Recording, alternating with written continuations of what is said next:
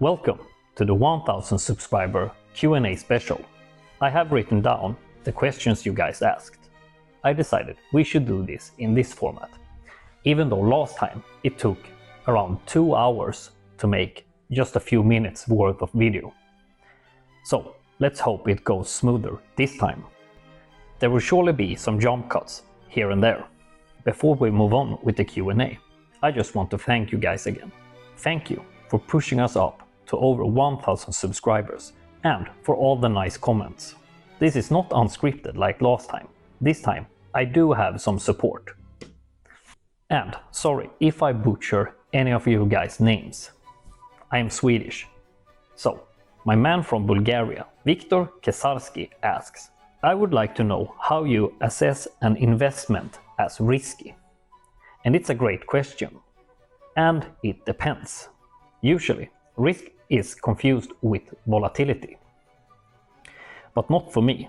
I embrace volatility. The worst risk for me is permanent loss of capital and overvaluation. Sure, you don't realize a loss until you sell.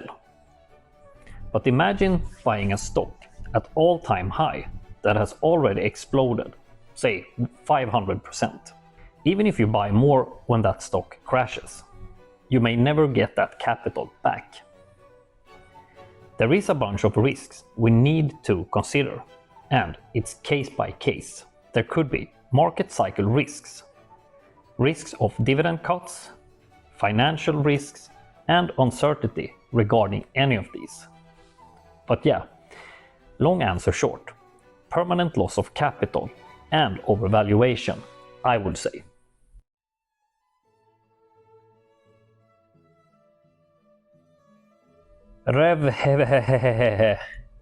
Sorry, asked, what is your name and what is your profession, or what do you do for a living? Thank you.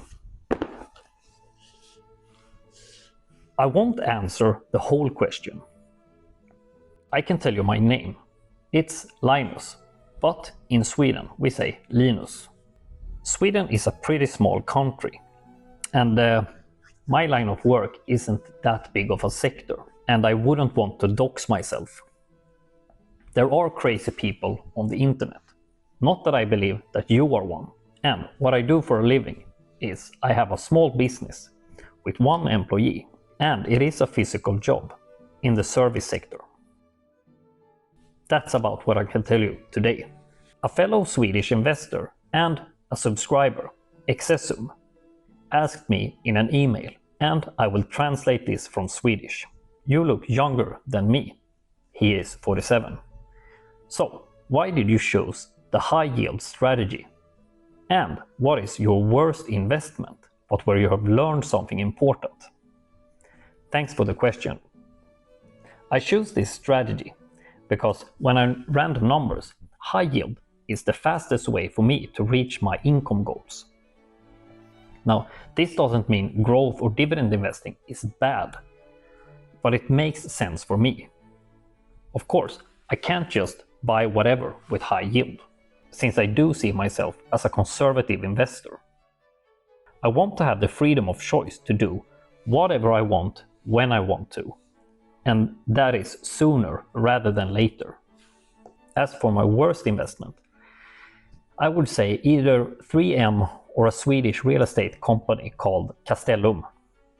3M had a dividend growth streak of something like 64 years, and Castellum were about to hike it for their 25th year in a row, and both of them cut their dividend.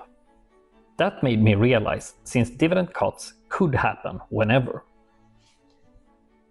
I would rather go with a high yield strategy. Say a BDC cuts their dividend. They still have to pay 90% of their profits because of tax reasons, and I'd rather get paid handsomely than a 3 to 4% yield. So I guess I learned dividend history isn't really that important.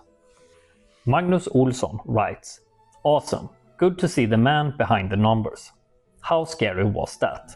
Well, now you all got my ginger beer stuck in your mind. But yeah, I would say it was a bit scary, or mostly nervous. It took me about 2 hours to make that short clip, since I keep messing up all the time. But yeah, thanks man. Chris Brander wrote, "Whoop! Well deserved and looking forward to the next one. Question: how many different accounts do you have? High-end savings account, pension fund, rainy day account, or mainly all in on dividends?" Thank you, man. I have my main portfolio with 3 accounts. One investing savings account and a capital insurance account. And then there's the monthly yielding savings account. Then I have my high yield portfolio account. I do keep some cash in my savings account on my main broker. Other than that, I have a couple of thousand Swedish crowns in my bank account. So you could say I'm about 95% invested. Some cash on the side is always great to have. I do have some pension funds, but they are currently in various insurance companies. Tom Bostock writes, "What would make you reconsider your investing strategy? Congratulations on the 1000. Thanks, man." That's a good question. I would want to go back to value investing in single stocks. The only problem with that is the opportunities doesn't come around that often, and when they do, I simply don't have enough money, since I save and invest everything on a monthly basis. So I guess when I have reached my goal of monthly income, I would consider switching to a more value investment style. Now, the next subscriber is a real OG, and you have been a supporter since the early days. Magdar writes, "Cheers and congratulations. Effing awesome. I have a couple of questions. How did you get into saving and increasing your money in dividends? Do you have any role models or people that inspire you in this? How did you learn initially about how these things work? Do you have any regrets or bigger mistakes throughout the years?" Well, that was 4 questions. Ha det gött. Thanks for the support, and that is a couple of great questions. I got into saving in dividend stocks and ETFs after my dad gave me a book called The Simple Way: Get Rich with Dividends from a Swedish author. I learned by watching YouTube and by reading a lot.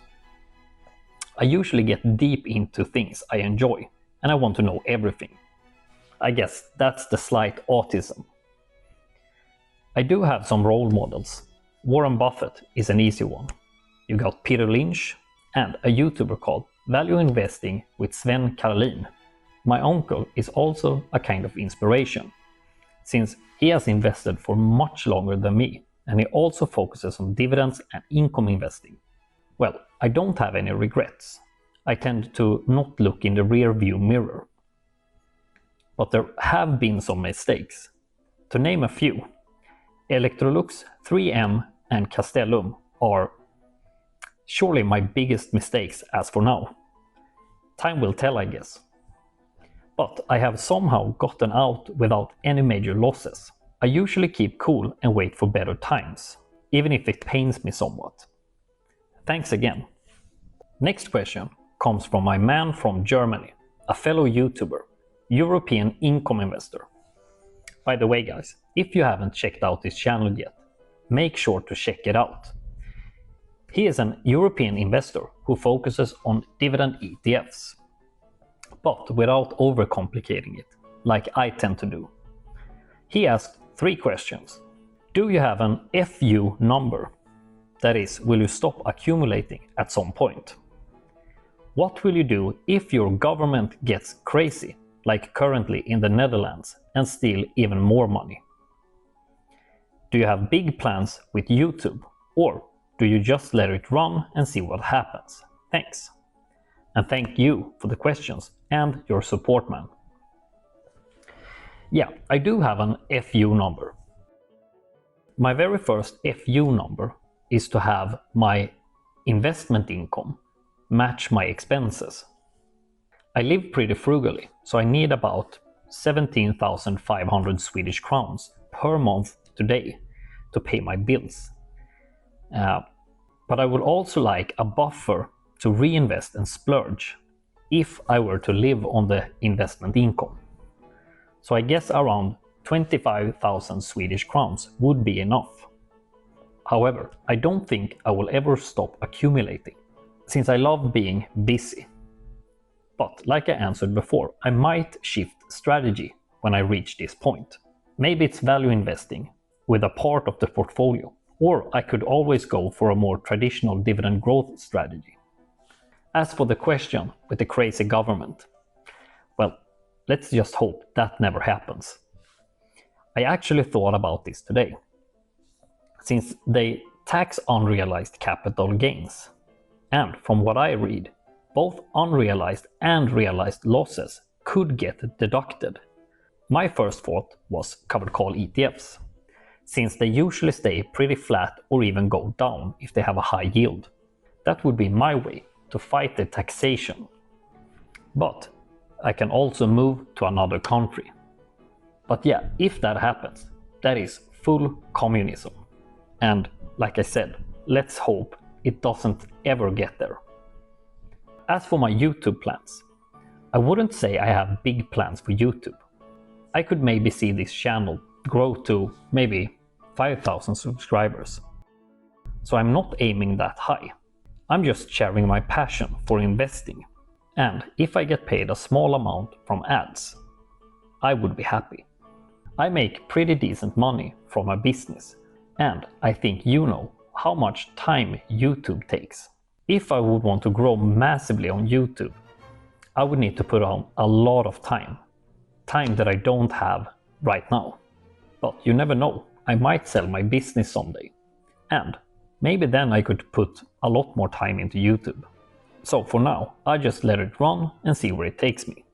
Alright, last question guys. NNIK writes, yeah, and sorry, I don't even know how to pronounce those letters. Congrats on the 1000 subscribers. And a slightly personal question. What are you gonna do when you hit 100k?